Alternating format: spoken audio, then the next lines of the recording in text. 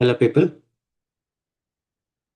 So, hopefully, this is going to be the last video on this chapter. We are on the second last page, page 13. At the end of the previous video, I was solving this problem about zeros in a polynomial, and the main concept was complex zeros appear in conjugates. Right? If a plus ib is a zero, then so is a minus ib. And the other important fact we used was, if I know certain numbers are zeros of a polynomial, then I can write the polynomial as product of the factors, right? If let us say 1, 2, and 3 are zeros of a polynomial, then x minus 1 times x minus 2 times x minus 3 will be factors of the polynomial. Okay? That is what we used in that problem. And we are continuing to do more similar work with some new small concepts added. Okay. So here, first you have this number of zeros theorem. It basically tells you that if you have a polynomial of degree 5, you will have 5 zeros. Okay. Like, if your polynomial starts with x to the 5, x to the 4, and so on, the highest is x to the 5, then you will have 5 zeros.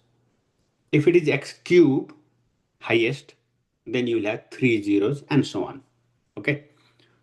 A polynomial of degree n has at most n distinct complex zeros. Okay. The word at most here, you have to understand, I said you will have 5 zeros, but in the statement here, at most is used, right? And that is because sometimes some zeros could be repeated, like if I take the polynomial x minus 1 whole squared, okay, just that. The polynomial is x minus 1 whole squared. Now, because it is whole squared, its degree will be 2. If you expand, you will get x square term. But it has only 1 0, right? If I set x minus 1 whole squared equal to 0, sorry, my bulb here is flickering. Okay. So x minus 1 whole squared equal to 0, when you set it, you will get only x equal to 1. But then that 1 is repeated twice, right? It's 1 comma 1. We say the polynomial has zeros 1 and 1. But distinct, there is only 1, right? It is not two different numbers. So because of that, the word at most is used. Okay. Sometimes you will have all distinct zeros. So a polynomial of degree 3 might have 3 different zeros, distinct. Sometimes some of them could be repeated. Okay. So in general, the word at most is used. All right. That clarity. Okay. Let us do some problems based on this concept. Find a function p of x of degree 3 that satisfies the following conditions. Okay. The zeros are 1, minus 1, and 0. Okay. That means your p of x will have factors x minus 1, x plus 1, x minus 1 for 1, x plus 1 for minus 1, and x minus 0 for 0. Right? But now you cannot have plus something. Okay. Those have to be the only factors. And because the polynomial of degree 3, you already have 3 x's multiplied here. So you don't have any more x. But you could have a constant, right? It could be some a times that. Let's say for some number a, for some real number a. Okay. Just a second. I think the bulb is flickering too much now. I removed that bulb. a little dimmer, but I think it's fine. Okay.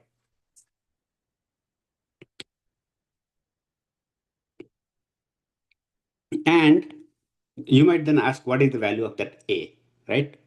The value of that A is given by, will be obtained by using that, that equation there, P of 2 equals minus 3.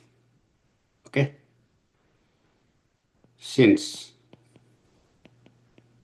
P of 2 equals minus 3, that gives us, now P of 2 means you have to plug in 2.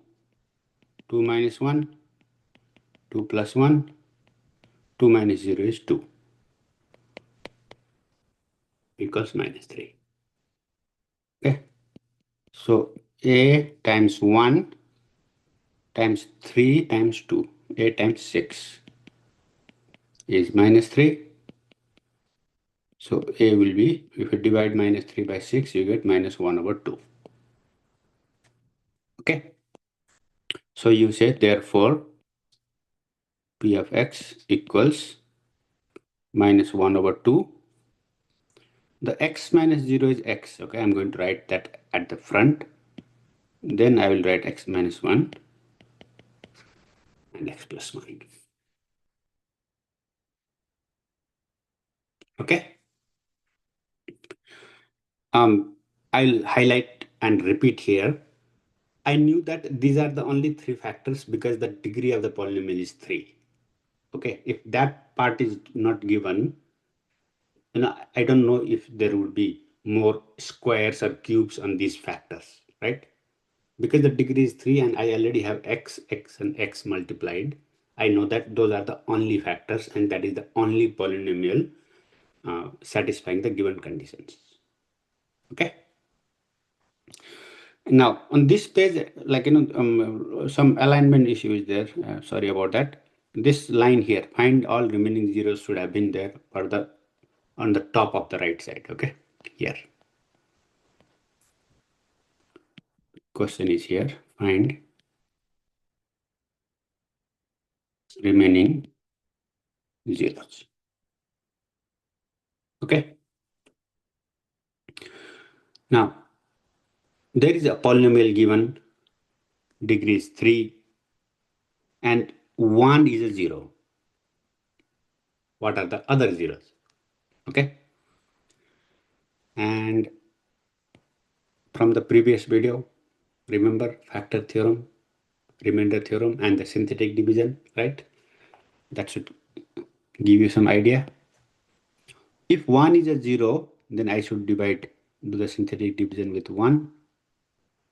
And the polynomial here is x cubed, so 1 coefficient minus 5x square plus 17x minus 13, right? Now, because it is mentioned that 1 is a 0, I'll expect that my remainder at the end will be 0 when I do the synthetic division. Okay, go ahead and do the synthetic division and then check your answer with me. 1 is brought down here. 1 times 1 is 1. That becomes minus 4. So minus 4 here, 13 here, 13 there, and 0. It's matching. Okay. So you can say, therefore, the polynomial p of x which is given will be x minus 1. Okay. Because 1 is a 0, the factor is x minus 1. And the remaining factor comes from here. Go ahead and write that factor. X square minus 4x plus 13. 1 degree less. Okay, it starts with 1 degree less. So x square minus 4x plus 13. So the question was find the remaining zeros, right? And my remaining zeros will come from here. The remaining factor x square minus 4x plus 13. Okay, so I'll write that here. The remaining zeros are the zeros of x square minus 4x plus 13 equals 0, or I would say not zeros. When you write as an equation, we say roots or solutions. Okay. And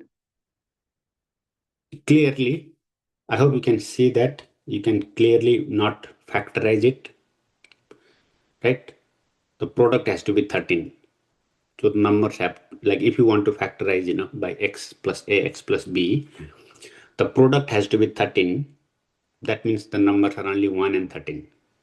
13 is a prime number. It doesn't have any other factorization. Okay. But if you take 1 plus 13, you will not get 4 in the middle, right? So there is no, the factoring is not possible. You can write it in the vertex form and solve it, or use the quadratic formula. Okay, I'm going to use the quadratic formula. You have to memorize the quadratic formula. If you have not memorized yet, please go back in your notes. I have written that in the previous video somewhere. I have written the quadratic formula. Write it down 5 times in your notebook until you memorize it. Okay. Minus b. Okay. I always say write the comparison. A is 1, b is minus 4, c is 13. Okay. So minus b will be plus 4 plus minus under root. B squared, when you square it becomes 16. Plus or minus doesn't matter. When you square it is positive, right? B squared minus 4, A is 1, let me ignore that, times C is 13, 4AC, okay, divided by 2, A is 1, 2 times A, 2A, so I'll just write 2 there. Okay, let's see what does this become. 4 plus minus under root. Now 4 times 13 is 52. 16 minus 52 will be 36, but minus 36 because 52 is negative. Okay, divided by 2.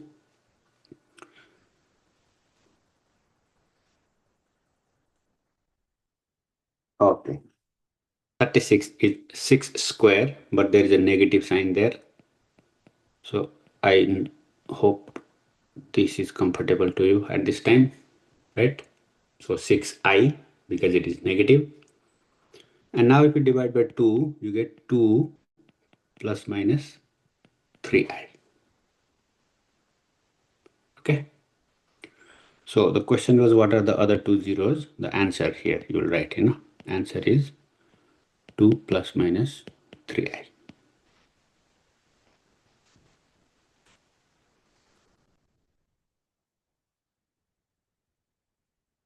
Okay.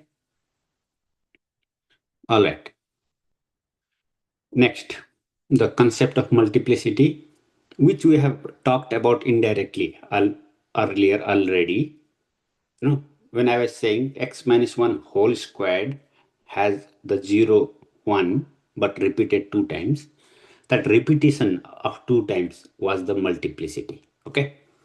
So the formal definition is the number of times the factor producing a 0 occurs in the factorization of a polynomial. Right? For example, if there is a factor x squared, when you factor the polynomial, that is x minus 0 whole squared, So the 0, 0 has multiplicity 2 because it is whole squared. If you have x minus 1 to the power 4, then the 0 is 1, right? X minus 1, so the 0 is 1, and its multiplicity is 4, the exponent. Okay, that's all. That is the idea. Now, using this concept, find the polynomial function of least possible degree.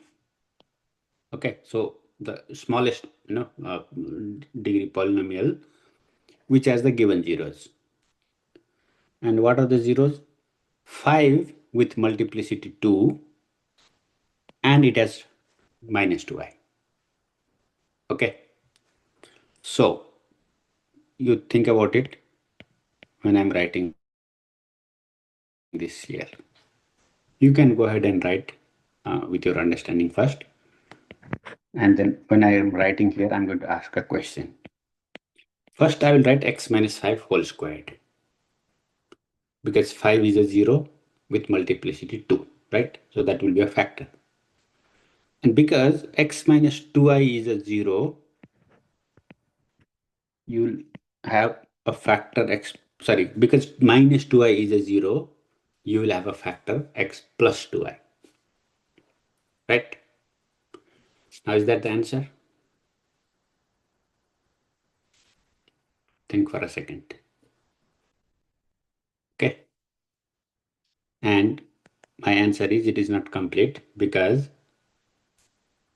the theorem, right? Complex roots will always occur in conjugates. So if you have minus 2i as a factor, you should also have plus 2i as a factor, sorry. If plus 2i is a factor, sorry, plus 2i is a 0, then your factor will be x minus 2i. So basically, if you have x plus 2i as a factor, you also must have x minus 2i. That is not the case if it is a real number, right? Plus 2 or minus 2. If the 0 was minus 2, then you don't say plus 2 also has to be a 0. But if it is a complex number, minus 2i, then you must have plus 2i as well. Okay, so that will be, and that will be the one with the least degree, right? We are not adding anything unnecessary here. Okay, the coefficient, if you want to add a number like, instead of 1, right now the coefficient is 1, you can write some other coefficient 2, 3 or whatever your lucky number is. That is okay because that does not change the degree of the polynomial. Okay, but you don't have to expand this, multiply this out, except the right side, the x plus 2i and x minus 2i. We want you to multiply that and write as a real number. Okay. Now remember how we have multiplied such things earlier and write your answer and then check with me. It will be x square plus 4. Okay. Why? Because a minus ib and a plus ib, when we multiply, we studied this when we studied the conjugates. Okay, in that note, where we had conjugates, I had written that formula. A plus ib and a minus ib, when you multiply, you get a square plus b square, right? So it will be x square plus 2i squared. Sorry, 2 squared, not 2i squared. X square plus 2 squared. B is 2, not 2i. B is 2. Okay. So 2 square is 4. That's why. All right. We are continuing on the next page here. Lesson 3.7 is continued on the next page.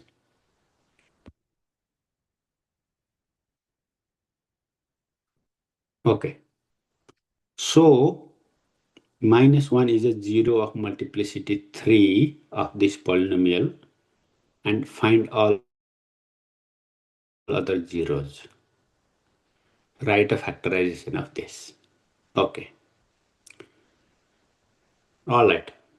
How do you do that?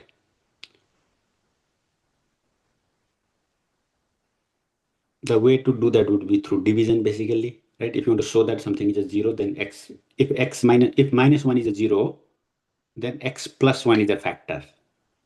But it is a factor of multiplicity 3. So x plus 1 cubed should be a factor. Okay. Now I cannot divide. That's you can do if you want. Okay. And it will be correct if you want to take this polynomial. Let's say this polynomial is p of x.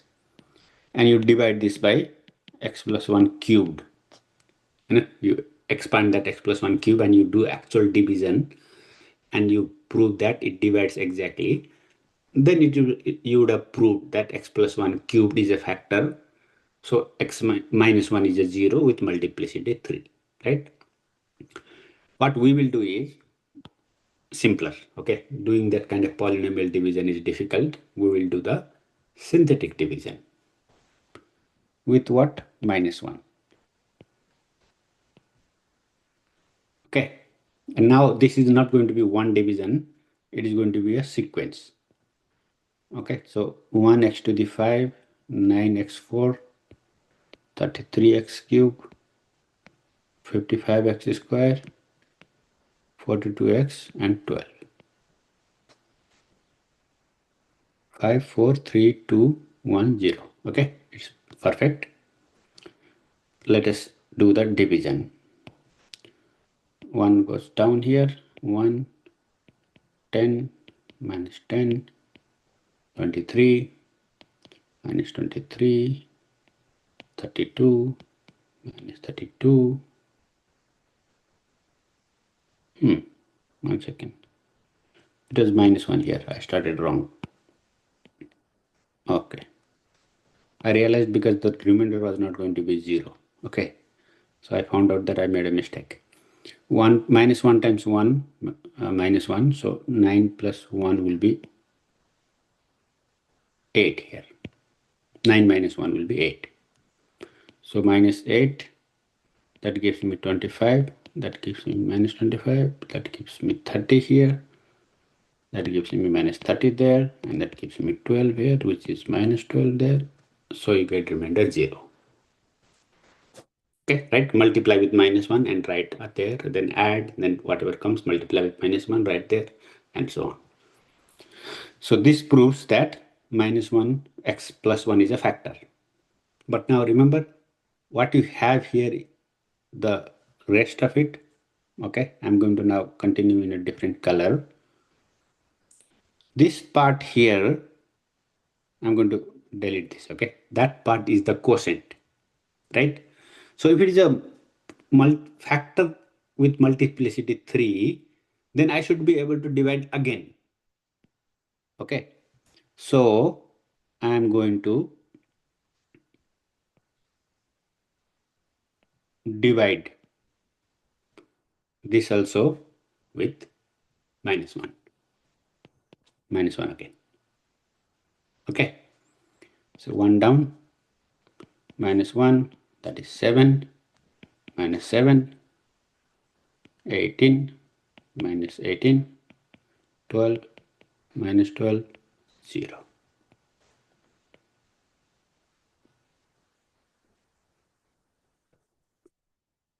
Okay, so 2 times so far.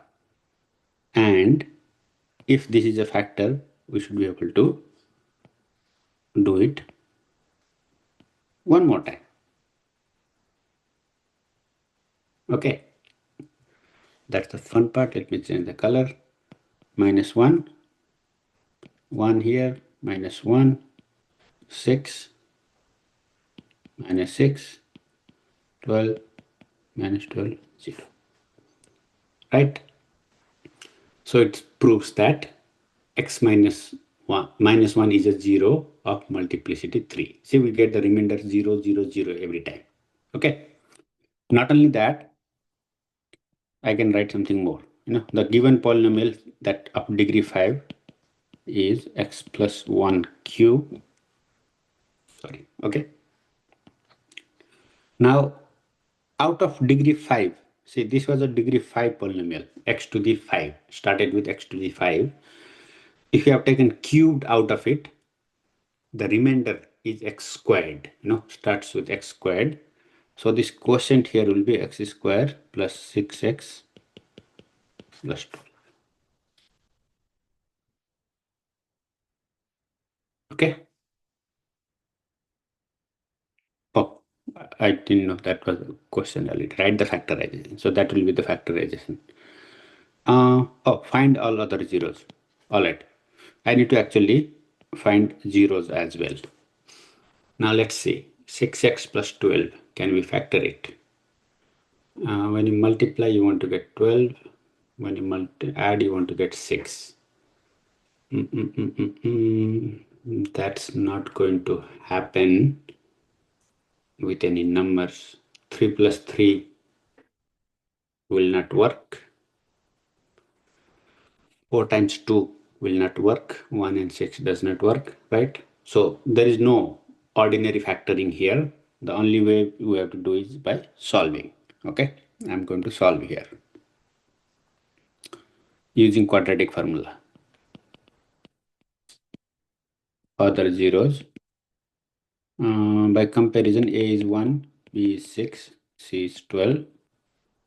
So my other zeros will be x equals minus 6 plus minus under root 6 square is 36 minus 4 times 1 times 12 divided by 2 times 1. Okay. And let's see, that is minus 6 plus minus 36 minus 48. Oh, again I have negative here. So that's minus 12 under root 2. Now that becomes minus 6 plus minus under root 12 will be 2 root 3. Okay. Now I don't have much time to explain it here. I'll explain it briefly. 12 is 2 times 2 times 3. Right? If you do the prime factoring, okay, 2 times 2 times 3 is equal to 12. Think about that. So because it is 2 times 2, there are two 2's. 1 2 comes out of the root and 3 is without, 3 doesn't have a pair. So 3 remains under the root. Okay. And because you are dividing by 2, this is now going to become minus 3 plus and minus I root 3. Okay. So what I'll do is this. I will write like this. Let alpha equals minus 3, that is Greek letter alpha, okay, plus I root 3, and beta equals minus 3 minus I root 3. Okay. So with that, my factorization is going to be, that implies, okay, I'll write here, that implies your P of x will be x plus 1 cubed times x minus alpha and x minus beta, with alpha and beta being those two roots. Okay, that is one way of writing it. If you want to write, the whole thing minus 3 minus I root 3 minus 3 plus I root 3 instead of writing alpha and beta, that is fine. Okay, moving on. We have less than 10 minutes, so let me see if I can discuss this concept here. Then I would have almost done. The problems on the right side, I think, are only for practice. Okay, the last problem here is for practice. So let me see if I can discuss this. Okay, so there is a quartic polynomial here, or biquadratic, right? Degree 4 polynomial, and it has 4 factors, with the 2 being repeated twice, x minus 2 whole squared. Draw a rough sketch, it says. I want you to really give a thought and try to do it by pausing the video before I solve it here. It's really interesting. Okay, you are going to use all the concepts we have discussed in this chapter before this. Let me tell you, I'm not going to use or introduce any new idea here. I'm going to use the ideas that I have discussed in this video and the previous videos. So if you have been taking note diligently, I want you to try and draw the rough sketch first before I do. Specifically, if you want hint, use the AND behavior that we discussed, and use the fact that if there is a 0, that point must be on the x-axis, right? That is an x-intercept. And actually, that is enough. The fact that if you know the x-intercepts and if you know the end behavior, you can sketch it. Pause the video and do it, and then look at my solution. Okay. Firstly, my zeros are going to be minus 2 divided by 3. I hope you will understand that easily. Okay, 3x plus 2 equal to 0. You get minus 2 divided by 3. Minus 1 with x plus 1 equal to 0. And 2 with x minus 2 equal to 0. Because it is repeated twice, let me write 2 times there. 2 comma 2. Okay. But that doesn't mean we'll show it twice on the graph, right? There it will occur once on the number line. But in our mind, we know it appears twice. Okay. Now, where is minus 1? Let's say I'm going to take a larger scale. Let's say this is minus 1. Because minus 2/3 will then be somewhere here. Okay. And 2. In that kind of scale, let's say if this is approximately 1, 2 is going to be approximately here. Okay. So let me now mark the zeros. Here is 1 0 at minus 1. Here is a second 0 at minus 2 over 3. And here is a third 0 at 2. Okay. Then the question is, what is the shape of the graph? The graph has to go through these points, these 3 green dots. But which direction before and after? That is where the end behavior comes into picture. Now, this is even exponent, x to the power 4, right? And remember, if it is even exponent, then on both sides, it will either go to plus infinity or it will go to minus infinity, and it will be the same on both sides because it's even power. Minus and plus doesn't matter once you take the even power. Here it is positive even power. So it is going to go towards positive coefficient, 3. The coefficient is 3, which is positive. So it is going to go towards plus infinity, which means you have to come down from here. Then you have the other 0 there, so you have to go back, right? And now think about this, okay? That is left side. Now, when you continue from here, at that point, you have to touch somewhere there. But do I go down? We know that's not the case because it has to go towards infinity again, right? So we have to make a turn here. Okay. See, if you go to the negative side, then to go to plus infinity, you have to cross the x-axis again. That will create another 0, which we do not have. So that has to be the sketch. Okay. In the interest of time, I'm going to move on here. This will take more time to sink in. Think more about it. Take some more problems from the textbook and practice. And check your answers. If you take odd numbered problems, you can check your answer at the end of the book. Okay? All right. Was there a different question here? Oh, yeah. I'm sorry about the typo here. Okay, this question here, write it at the top of the next page. X cube plus 5x square plus 2x minus 8. Cube plus 5x square minus 2x minus 8. What did I read? X cube plus 5x square plus 2x minus 8. Okay, that was the question.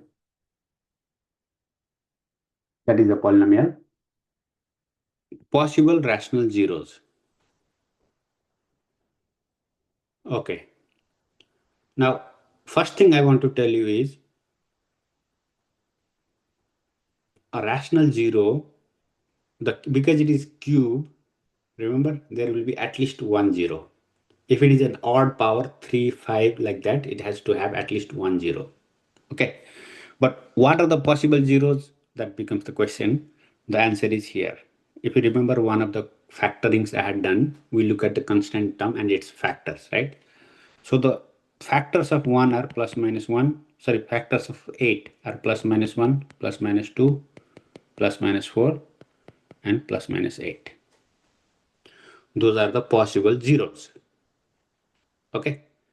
Calculator graph to get 1 0. I see. Okay, so the question is more going to be more about graphing. Okay, I have only 1 minute left. I'll not be able to do it here. If I make a supplemental video, I think I should make one. I'm going to show this on a Desmos graph or your Texas graph if I get an online version. Okay.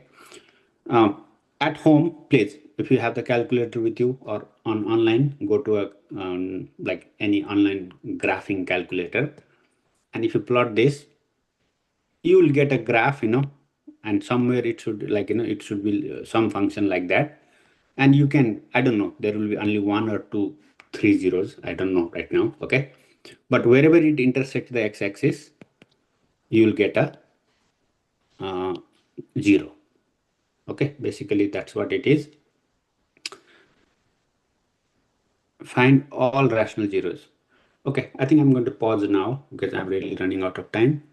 I might discuss this or may not, I don't know. It's just half a page left here. I might make a very short video later. Okay, thank you.